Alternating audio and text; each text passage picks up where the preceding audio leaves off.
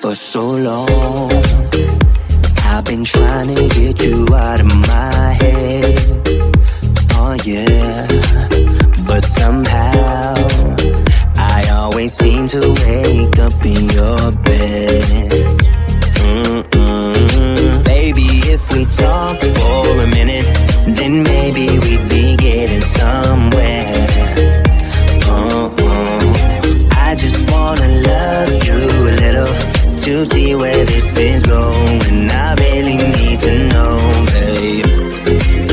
Can we just open up? 'Cause I got to know if you feel the things I do.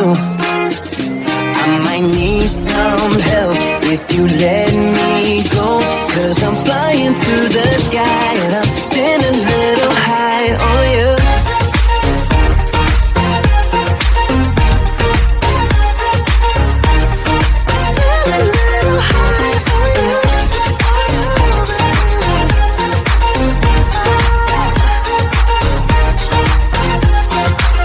For so long, I've been thinking that we're more than just friends.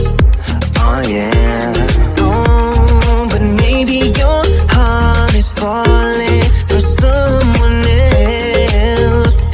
Whoa, whoa, whoa, maybe we should talk for a minute.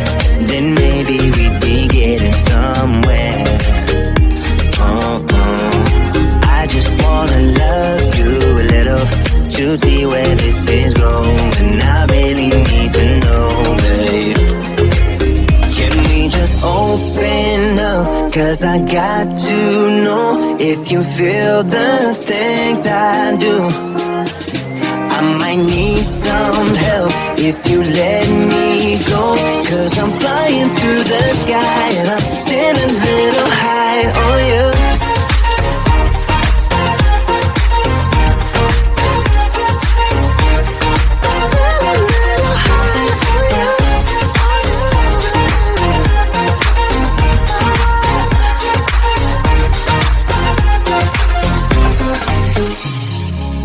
I think that we need a guiding light. Right now we're running around in circles. But if you don't even wanna try, I need to know it. Can we just open up? 'Cause I got to know if you feel the things I do. I might need some help if you let me go. 'Cause I'm flying through the